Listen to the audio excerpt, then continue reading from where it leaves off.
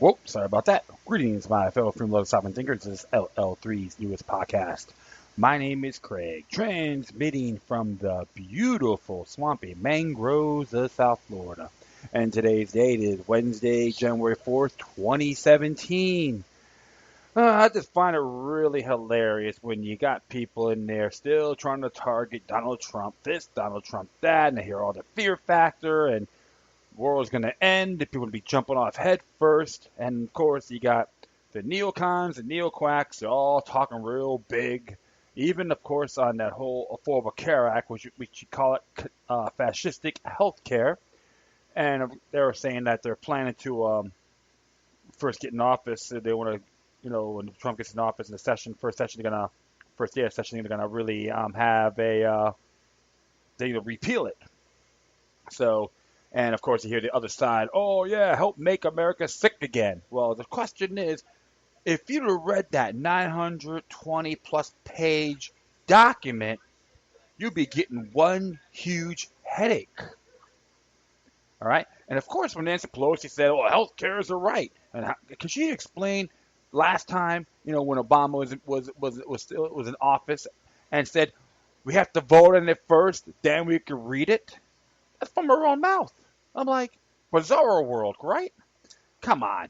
So I had a good little laugh on what's happened over there. And of course, I did talk about my little intake right now and that whole thing that happened in Turkey, which is horrendous. Yep, New World Order at its best, or Operation Gladio Plus. If you check out Operation Gladio, you can understand where I'm coming from. And I did talk about that in some of my past episodes. And yeah, that's just how I see things. Doesn't mean I'm an expert, and I boldly admit that. But practice makes perfect, right? Yep. So right now I am at Squiggy's Pizza, New York style pizza they call it. Good place, by the way. American restaurant located at 207 Southwest 2nd Street in the heart of Fort Lauderdale, Florida, the Homarshi district. All right, and check it out. Phone number 954-522-6655. You can do your orders. You can pick it up. They don't do deliveries if you're in the Fort Lauderdale area. So check it out, man. You got Tony, you got his brothers, and a few others out here. They're good folks, little guys. Great stuff. Late night bunchies, and place gets packed on Friday, Saturday nights. Big, huge lines, especially here on New Year's Eve, like just over bombarded of folks. And come on down. And you can talk to the chaps, tell them, look, you look at dirt. Endorsed you. And I can thank them for having me come here and do my show here once in a while. So that's why I admire these guys too. And they've been here for a long time. So support the little guys, all right? Think local, think local. Help the economy, think local, right? There you go. Well, I'm just going to be doing, I'll be doing like five things here, which is nothing, which is pretty cool. And here's a few stuff that happened. And this is by truthout.org. They call it much of a progressive site. However, when you read their articles, they're a lot of merit. I admire their work because they really try to grasp the bigger, present the bigger picture. And I always admire their articles and so forth. And this one here is written by Mike Ludwig. It's entitled 3 Activist Victories That Flew Under the Radar Over the Holidays.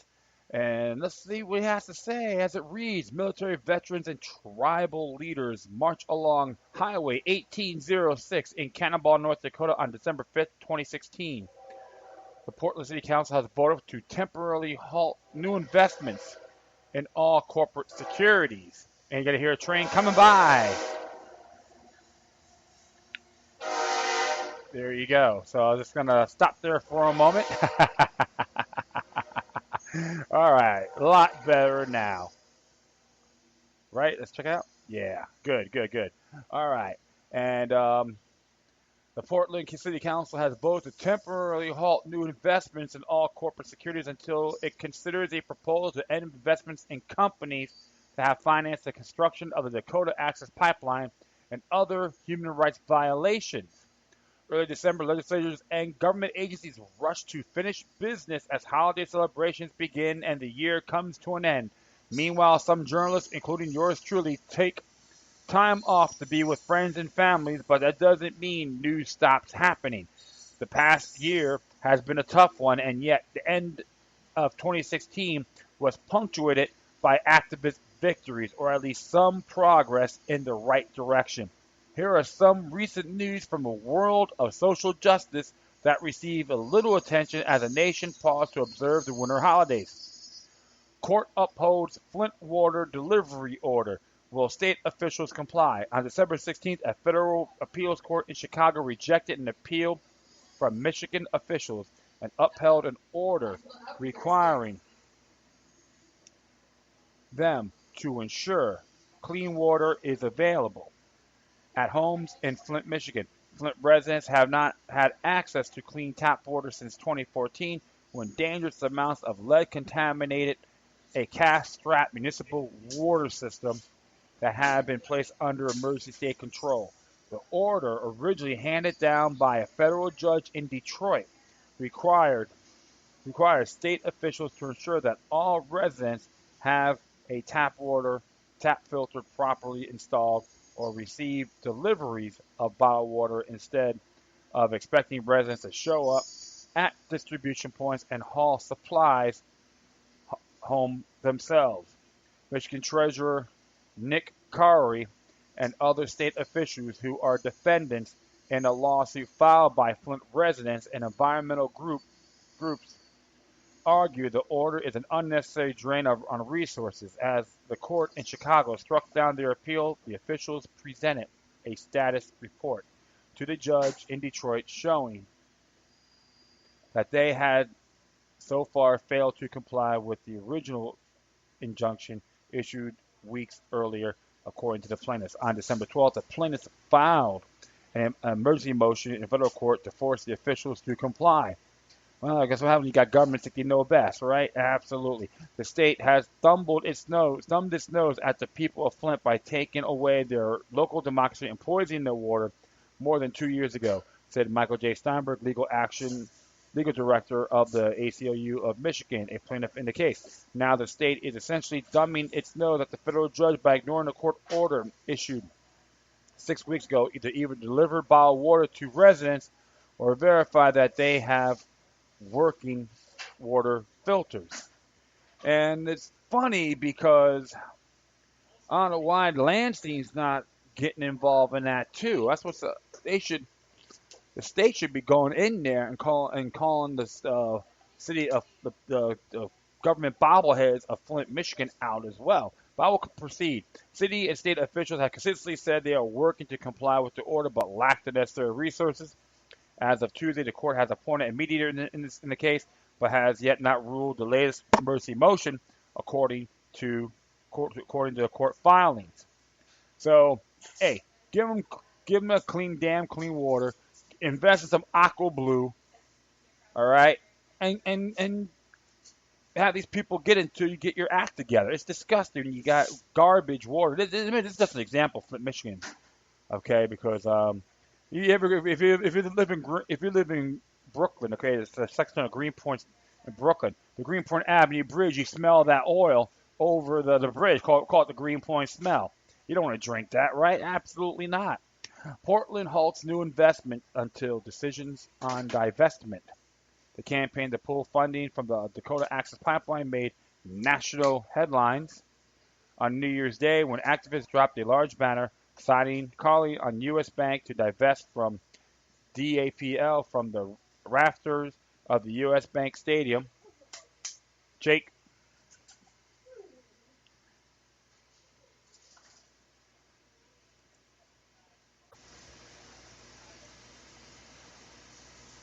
All right. So sorry about that.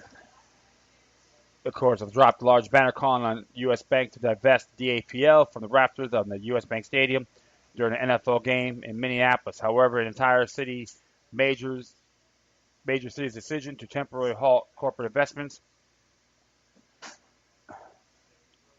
Last-minute decision made after coming under growing pressure from investment activists was all but absent from the national news. On December 21st, Portland City Council voted temporarily halt new investments in corporate securities until it can reconvene in 2017 and return to a healthy debate proposal to permanently, sorry about that,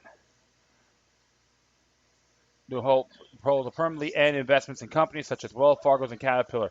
Activists want these companies and several others put on a do not buy list due to alleged human rights violations. Caterpillar, for example, is targeted for selling militarized bulldozers used to demolish Palestinian homes and contracting with the Dakota Access Project. Wells Fargo's and other banks are under fire for investing in the DAPL and the private prison industry. Interesting, see? The council's move to place a temporary freeze on investments effectively tabled a resolution that would have cemented Wells Fargo and Caterpillar on the do not buy list, but the local activists still chalked the vote as a victory. After today's decision, it will be important for Caterpillar and other corporations to have discussions in their boardrooms about their corporate conduct and decide to make change, not to sell products and services to human rights abusers, said Palestinian attorney Halis Gors. That's very interesting. So that's a good thing too. So anything can happen. Well, I'm going to hit this next one here. U.S. military must seek alternatives to buy munitions burns. A coalition of grassroots activists vying to stop military's outdated and dirty practice of blowing up aging millions of stockpiles in the open air won a crucial victory when President Obama signed an annual defense spending bill on December 23rd. The massive piece of legislation carried an amendment requiring the Department of Defense to work with the National Academy of Sciences to study alternatives to open burn and open detonation, or OB or OD, the controversial method for disposing of conventional weapons and munitions. In the 2015 Defense Department maintained a stockpile of at least 106 million pounds of obsolete or Axis conventional munitions, and that number is expected to double by 2020, according to the Governmental Accountability Office. For years, the military's preferred method for disposing of this explosive waste stream has been burnt and detonated to the material on open trades with virtually no pollution controls at installations and depots across the country. For the military, OBOD is cheap and legal under a special hazardous waste exemption, but environmentalists have long pointed out that it causes toxic air and water pollution. When confronted with when confronted by OBOD opponents, the military typically claims the disposal method is the best option, but activists in Louisiana recently proved that it is simply not true. As Truthout reported in a series of investigations, a long battle over how to dispose of a massive and potentially explosive stockpile of illegally stashed munitions near Shreveport revealed that cleaner options do exist, including closed incinerators with pollution control. Thousands of citizens came together in my community in North Louisiana to stop a proposed open burn of 15 million pounds of waste munitions. We proved that alternatives to open burning exist, said Francis Kelly, director of organizing Louisiana Progress Action. With this new National Academy of Science study of the advanced treatment technologies, we are hopeful that open burning of hazardous waste will soon be stopped everywhere. In related news, the Environmental Protection Agency agreed to a court settlement in late December requiring the agency to write regulations for perchlorate, a chemical used to make explosives and rocket fuel that can damage the human thyroid system. Perchlorate can move quickly from soil to groundwater and has contaminated drinking water sources in areas polluted by OBOD. 3 wins, 3 reasons to celebrate. While these 3 triumphs are not the kind of definitive victories that will put issues like pipelines and pollution to rest once and for all, they are encouraging steps forward for activists fighting to defend their communities and hold the powerful accountable. In these challenging times, every win counts, and it's absolutely correct. I think this is real good news, and Everything's a battle, my friend. As long as you go do it on principles and fulfill it and preserve it, you will receive homage. Not many of these big shots out there may not like it, but they have to honor it. So, hey, that is fantastic. And these activists there, I give them homage for what they achieved. And remember, it's just another step forward to make things better. And that's a form of progressivism I admire. Not this whitewashed tyrannical platform, all right? But this here I like because we're all in this planet together. It doesn't matter what we look like, where we're from, and what our thought process is. Because that's what we're here on one great planet. We got to preserve it, or we all screw ourselves. As the old saying goes, one, when the last fish caught, last water poisoned, last tree chopped, man cannot eat money. That's a fact. Can't argue with that. All right. Well, the next one here. This came from Sarah Organics, and I just checked it out today on Twitter. We follow each other, and this one here goes: Farmers report widespread cross contamination of GE crop. As it reads here, cross contamination of GE crops over our native food supply is no longer a mystery. In fact, according to IPSnews.com, a third of U.S. organic farmers are experiencing difficulty selling their grain since GE genes of a nearby farm has been contaminating and ruining their native crops. According to a survey by foodandwaterwatch.org, more than 8% of farmers have seriously concerned over the impact of GE crops on their farms. USDA has been extremely lax, and in our opinion, that's due to excessive influence of the biotech industry. In political circles, say organic farmer Orrin Hull. In fact, more and more countries are putting regulations and restrictions, and even banned the import of certain crops from the U.S. As a result of widespread cross-contamination, U.S. farmers have been financially hurt, and export of the U.S. agricultural products to Europe has dropped drastically. Between the years 2006 and 2007, three varieties of unapproved GM rice owned by Bayer Crop Science sneaked into the U.S. commercial rice exports in more than 30 different countries. U.S. rice exports was severely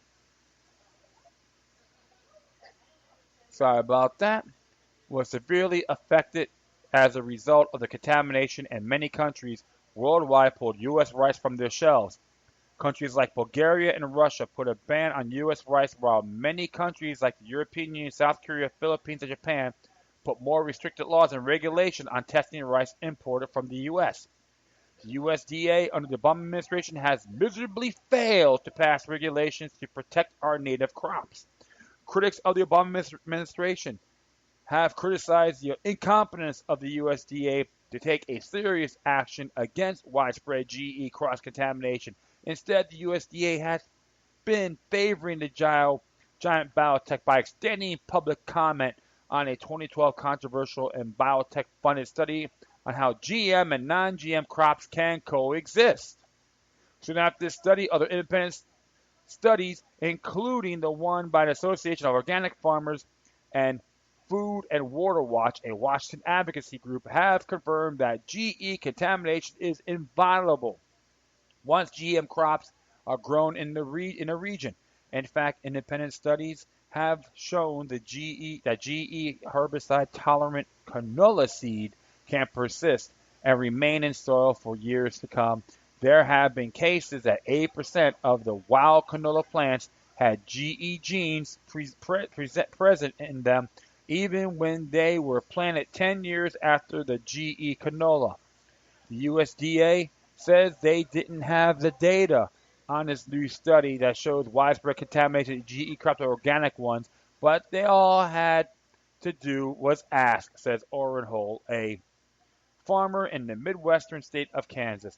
Our very strong feeling is that the introduction and propagation of the genetically modified products that are coming under patent at this point have not had the regulatory oversight that they should have and need to involve a far broader section of stakeholders.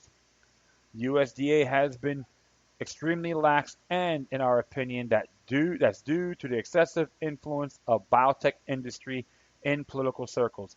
The USDA's focus on coexistence and crop insurance is misplaced, says Renoa Halter, Executive Director of Food and Water Watch. That department must recognize the farm that is already being done to organic and non-GMO farmers and put the responsibility squarely where it belongs with the biotech companies. Now the USDA can no longer claim ignorance about this problem. The organic farmer, Oren Rowe, says that there has been a lot of new technology introduced in agriculture over the past 50 years, but there's always been a point of law that whenever happens on my side of the fence, I'm still responsible for how it might affect my neighbor. GMOs take away that neighbor-to-neighbor relationship. However, as the ways in which unintended presence occurs is a completely different set of concerns from the other new technologies. For that reason, they need a completely different set of rules. I'm tired of maintaining these miles of buffers. One farmer wrote to a news survey complaining about the heavy use of herbicides typically associated with GM crops. How about the guy that sprays up to the fence be liable for the damage that is done? Absolutely. I cannot disagree with that at all because you got these clowns here are very contemptuous, and you got guys like President Obama and there's all these watching lackeys, and even on state and local, they bend over for these big corporations, so they got to get good kickback. Oh yeah, this stuff is good for you. Come on. Who do you think should be responsible for GE contamination? In countries like Germany, the farmers who plant GE crops are held liable, but in the U.S. and Canada, the organic farmers are often found guilty. Many advanced countries, including the EU, have taken serious steps to protect their agricultural heritage against biotech tyranny. For example, in Germany, a law was passed that the farmers who grow GE crops are liable for economic damages to organic farmers. That law virtually helped to halt planting GE crops since not that too many farmers were ready to accept full liability to cross-contamination. However, in the U.S., because of political corruption of biotech and its influence over our judicial system, farmers have to pay biotechnology fees to giant Monsanto. In fact, recently a group of farmers made an argument in front of the Supreme Court that they do not want Monsanto's GE seeds in their farms since Monsanto supposedly promised in another court ruling not to sue farmers when their crops contain traces of Monsanto's frankenseed. And there's a full story on that too if you want to check it out. However, once again, the U.S. Supreme Court ruled in favor of giant frankenfood company Monsanto, but that's no surprise since Monsanto has bought and paid judges like Clarence Thomas, which remember he's a member involved in the Bohemian Grove, allegedly. Keep in mind that Judge Clarence Thomas, an extremist and a right-wing nutcase, was Monsanto's former attorney and a big promoter of agribusiness and mass chemical poisoning, who was appointed to the U.S. Supreme Court during Bush presidency. That's George Herbert Walker Bush, despite the rage of the whole nation. The George Herbert Walker Bush goes, "We need a new world order." That ass clown, okay? And that will continue on here. We have to understand that we might have passed the point of no return. Monsanto has left a legacy that will always remain for centuries to come. An environmental activist and anti-globalization author, Dr. Vandana Shiva, said, saying farmers should be free to grow GMOs that can contaminate organic crops is like saying rapists should have freedom to rape. The fact is that the transgenic genes of GE crops force themselves into receptive non-GMO plants, forcing them and their future, all their future offspring to permanently become GMOs. We have to understand that once that happens, there is no going back. This is bio-rape of our native food supply and natural inhabitant by a bunch of corporate criminals. Right of farmers their native crops are ruined and contaminated with frankincense are violated by Monsanto. The same agrogiant, which has patent on GE seeds, can legally sue farmers. Our farmers are real victims of biopollution. And you got a couple of sources to see it for yourselves. And I find this completely unacceptable. And this is why I tell folks, I am not, I am can't stand Monsanto. Now this bear, this is disgusting. And I remember the time when I was a kid. How many? I'm like 48 now. How many of you recall watching CBS in the news on Saturday mornings? Okay, with the cartoons at the in the news for children's version of the news. And I remember they had one about food coming out, coming out. You get a capsule and you get this meal. So you can say that's like Monsanto. Like time we didn't know about Monsanto, but something really like look at it. I remember that one segment really, really well, man. It was wild. Okay, so something like pick your brain on. But like I said, hey, keep it natural, keep it real, keep it clean. And that's why these bastards they're gonna go under soon. They're gonna go under real soon. I guarantee you that. All right, next one here came from the express.co.uk, and it says here expose how the UN has dished out 4.2 billion pounds to a world's most corrupt regimes in a fortnight. It's by Nick Gutteridge. And I just got this the news buds. Like follow them on Twitter. You'd be surprised. They got some good stuff on there. And it says that the EU has splurged more than 4 billion pounds on foreign aid in 1 month. Eurocrats splashed out the jaw-dropping sum of money on programs including combating racism against migrants, bankrolling government reforms, and perhaps most incredibly of all, direct financing national budgets. They authorized 15 bank-busting payments to 29 countries in the space of just 15 days in December, embarking on a staggering spurge at a time when voters in Europe are suffering under crushing austerity regimes. Astonishingly, 5 of those countries are ranked in the top half of nations in terms of institutional corruption, with most of them judged to be the worst 50 globally. Related articles, the figures uncovered by pro-Brexit FactsEU.org news sites show that British taxpayers will be stung of an eye-watering 462 billion pounds to pay for the project and could be required to carry on funding them after every country has left the EU in spring of 2019. Critics today blasted the payment, saying the EU has no right to blow hardworking families' money abroad, and adding, at Christmas, we should remember charity starts at home.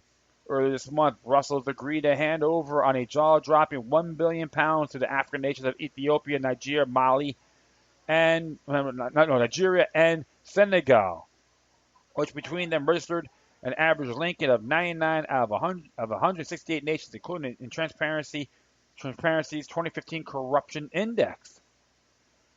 British made payments have come undercover after an Ethiopian girl band received £5 million.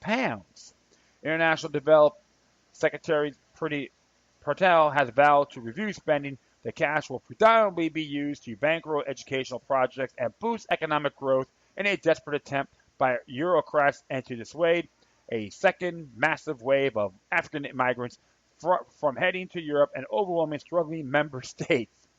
Wow, when government knows best, just flush it down the toilet. Just take a dump and flush away. Even more astonished, the Eurocrats signed off 157 billion pounds of taxpayers' cash being sent to the tiny African state of Benin, the 83rd most corrupt country on earth, which used to increase the government's budgetary capacity, and Somalia, which is blighted by Islamist terrorists and pirates and is ranked the world's second most corrupt country, will benefit from a £145 million aid pot to tackle the root causes of instability and irregular migration. Brussels will also splurge £31.5 million combating racism against migrants trying to reach Europe via Tunisia and Morocco, and pledge an eye-watering £511 million to help uphold a peace deal in Colombia between the governments and rebel fighters. damn, like what kind of message is that? They're all gonna try to stick their filthy hands somewhere, right? Talk about poor foreign influences. The EU has no right to be free and easy with our money. MEP Bill Etheridge, UKIP Bill Etheridge blasted this list of UK taxpayer money going abroad to unaudited projects as theft from our own pockets. The EU has no right to be free and easy with our money, particularly to organizations which have not had proper scrutiny. Foreign aid is already being incorporated in our defense policy, with 10% of the infantry strike capacity being allocated to projects abroad, as far as our foolish determination to use internationalism as a form of political control. There are places in this money is actually needed, and at Christmas we should remember charity starts at home. The payments will likely prove controversial with European taxpayers who have endured an almost decade of stagnating wages, limited job opportunities, and crushing austerity. They will fuel the cost of populist parties across the continent who argue that sending so much cash abroad is a waste because it is frittered away on corruption and that the money should be spent on helping Europe's poor instead. Britain's controversial pledge to spend 0.7% of GDP on foreign aid enshrined in law by Dave Cameron has also come increasingly under fire following a series of scandals about how the cash is spent. It has emerged that vast amounts of taxpayers' money has been spurged on consultants and pen pushers, while the government has also resorted to dump money with the World Bank to meet the spending pledge. Chronicled the EU's fortnight of large day, yeah. December 5th, Tanzania, 182 million pounds. Supports towards Tanzania to transition to a modern democracy. December 6th, Lebanon and Iraq, 119 million pounds to help overstretch host communities with migrants. December 7th, Burkina Faso, 682 million pounds financial support to the new government and spending on access to clean drinking water. December 9th, Benin, 157 million pounds, topping up the country's national budget and bankrolling decentralization of power.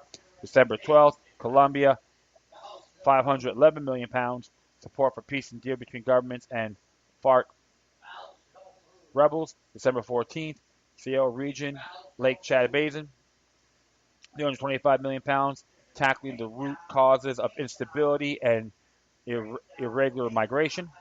Africa, 1 billion pounds, topping an EU trust fund for Africa and supporting programs aimed at reducing migration.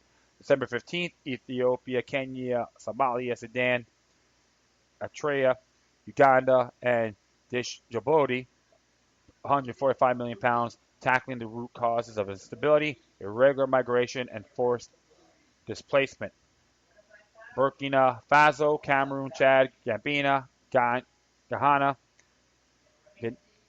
Guinea-Bissau, Guinea, Mali, Mauritania, Nigeria, Senegal, Cote d'Ivoire, and Libya. A 5 million pounds funds to support migration protection and reintegration into society. Nigeria, 520 million pounds supporting the reform of state building efforts of government. December 16th, Libya, Tunisia, and Morocco, 31.5 million pounds funding to assist migrants, including fighting xenophobia and racism. Iraq, 21 million pounds humanitarian aid. December 20th, Kenya, 89 million pounds EU Commission support for scale agriculture. Egypt, 358 million pounds new EU facility for inclusive growth and job creation launch. Man, oh man, oh man.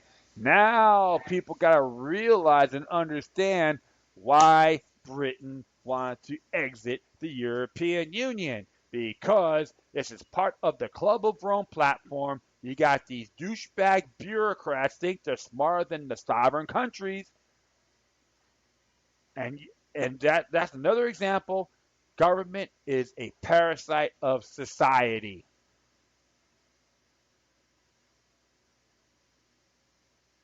So hopefully all you folks in Britain that are EU sympathizers, what's your refute? What's your defense on this? You don't have a damn word to say at all. You should put your head in the sand like an ostrich, and I say that in good faith. Or repent and reconsider and tell your brothers in Britain who voted to Brexit, you did the right move, and I repent. So, once again, government in Latin means control of the mind. And look at this. European Union pissing your monies away to my fellow brothers and sisters in that continent. All right. Next one here came from shtfplan.com. It originally came out from antimedia.org, published it, and it's by, this is entitled Liberals Suddenly Embrace Second Amendment. Support for Extreme Measures Has Faded. It's by Sean Bradley. It says here on his notes, comments, the more that liberals state attempt to restrict gun ownership, the more that the reason for having self-defense tools rear its head.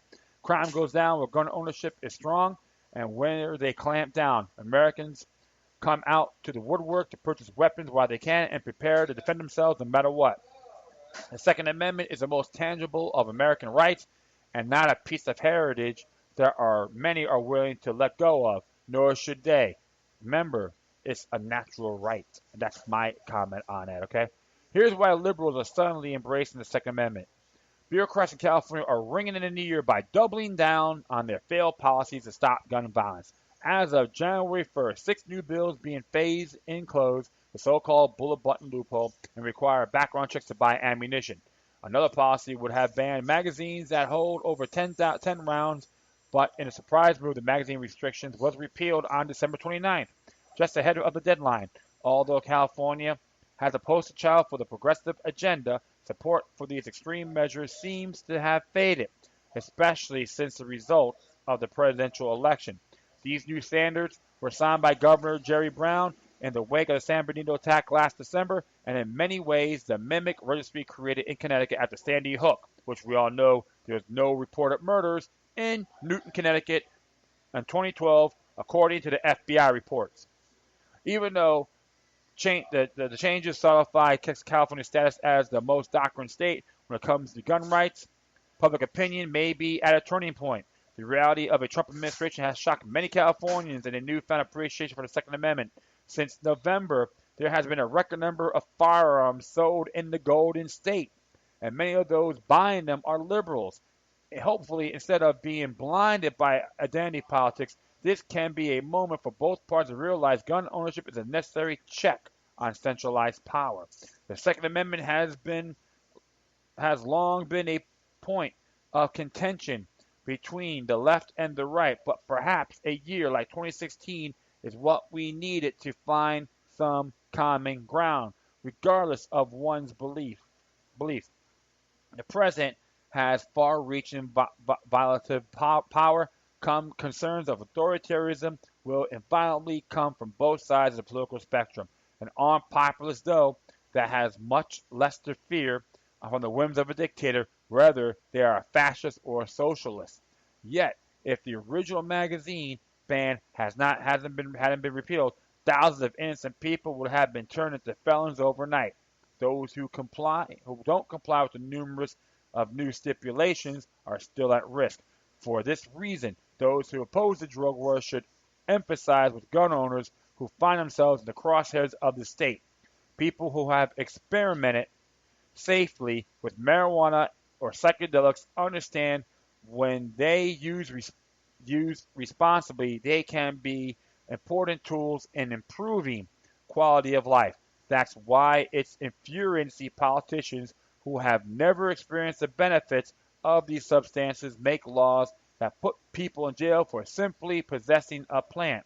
But why isn't there the same anger when politicians who have never been in a fight or shot a gun yet are protected by armed bodyguards creates laws criminalizing individuals' choices on how they defend themselves?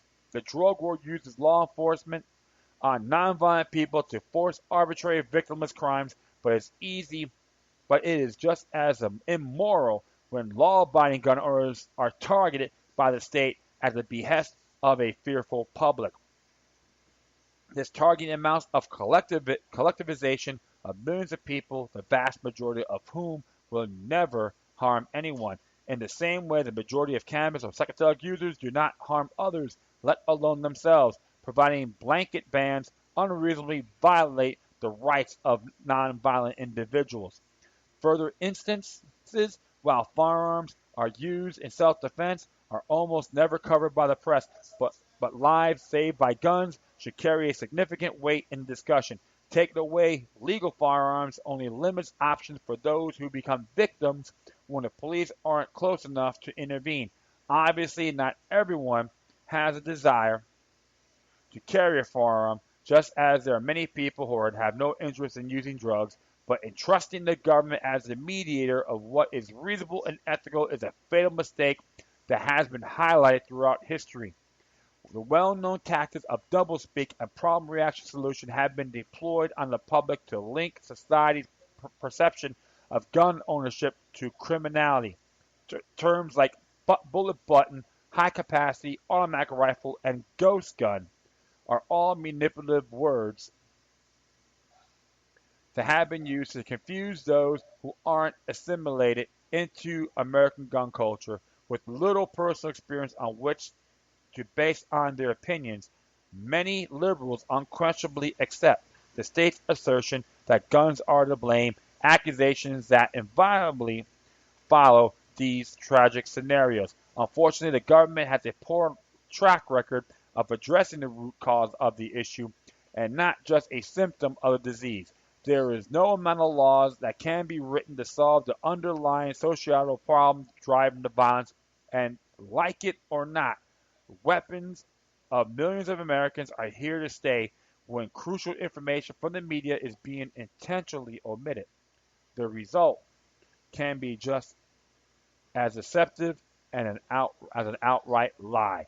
Even the infamous false claims that there were 355 mass shootings in 2015 made its rounds was a regurgitated on major networks, but deliberate wording was used to skew the data and guide the public reactions.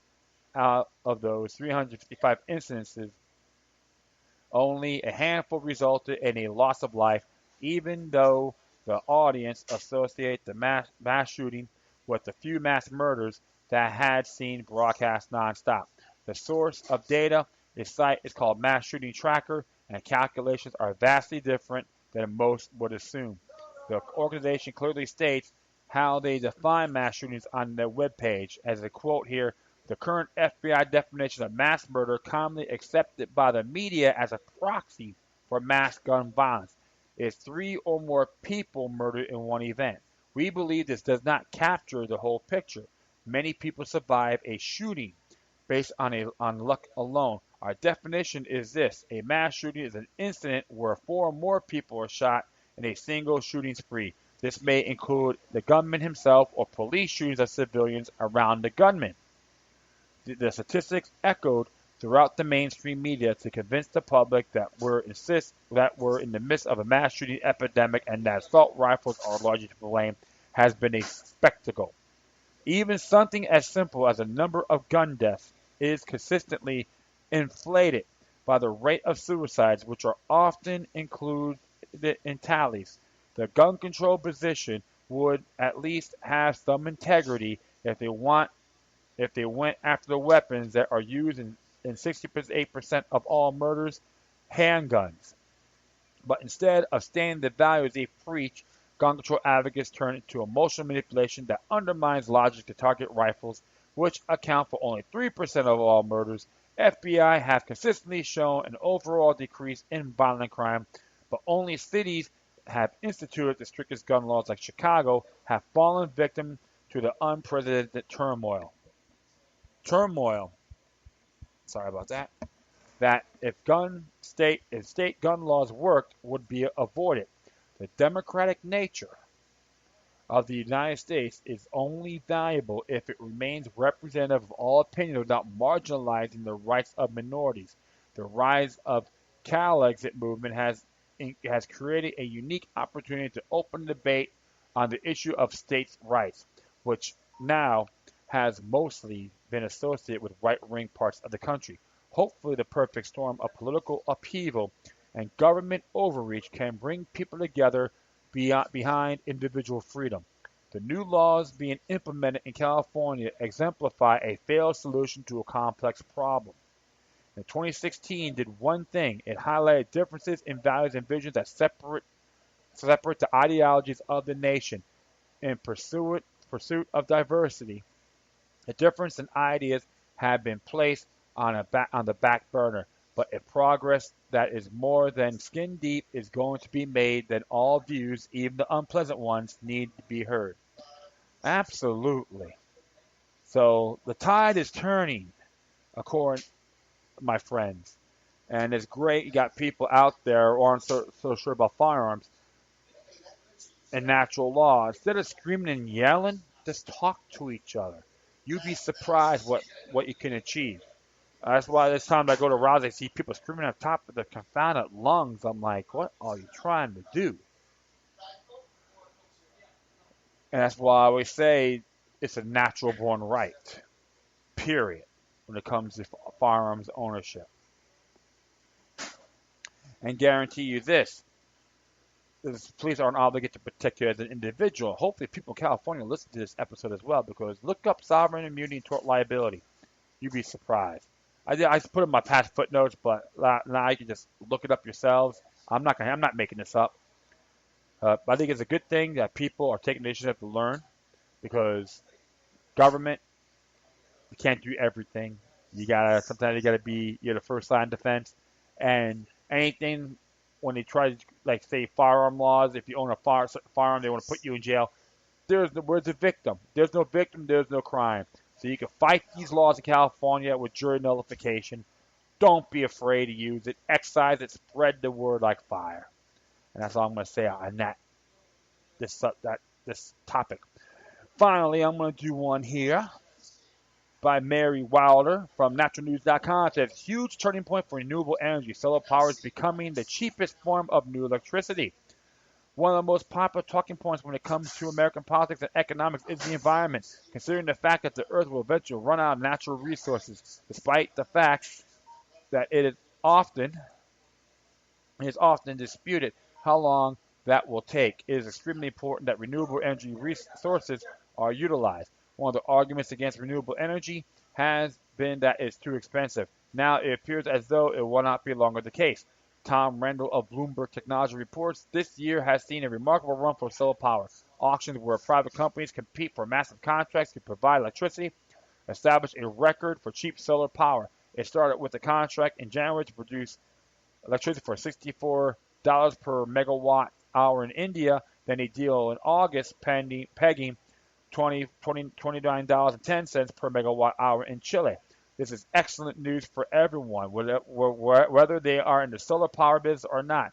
The people of the earth desperately need to have renewable energy sources that we can fall back on and whether the sources that naturally exist dry up, and we have to take another route in order to power our various devices. It appears as though solar energy is more viable than wind energy in the long run, so it's a good thing that is now at the forefront when it comes to renewable energy. The fact that solar energy has become the cheapest form of electricity could not be better news. Hopefully this will inspire the naysayers and people who have refused to accept that renewable energy is the way of the future to rethink their position. If there is one thing that often changes people's minds, it is definitely the amount of money they can save if they come around a new way of thinking. But beyond the money that can be saved by investing in solar energy, it is important that these sources of renewable energy succeed so they can become a commonplace and eventually replace coal and other natural sources that one day will cease to exist. We are currently in the midst of a major shift in both economics and scientific discoveries. Both worlds are coinciding as a result, could very well benefit the planet and its people. It is up to acknowledge the great opportunity we are currently have and to capitalize to our best abilities. And I think it's awesome, and people are waking up. more folks are learning. That's all it is. Education is key, my friends. And you know what? This is why these big electric companies don't like it. But you know what? We gotta stick it to the man. So hopefully, my friends, you gotta keep going, enlighten, and share this information because look, they need us more we need them, and let's do this by self reliance. Okay. All right, my friends, that's all for now. I'd like to thank everyone for listening to this episode. Plus, feel free to download and share it throughout your social media networks. If you have any questions, comments, or you want to send me something that's interesting I may want to check out, wherever you do, please deliver your correspondences with decorum.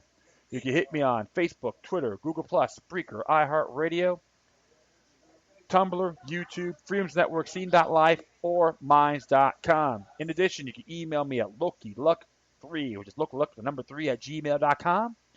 Once again, thank you for your time, and thank Tony Milo from Squiggy to have me come here and deal with my rhetoric. Once again, thank you for your time. I guess I said it twice. Always remember that demoniac resistance is healthy for the soul and can liberate humanity. Until next time, take care of yourselves, keep on spreading the love, and may your guardian spirits be with you.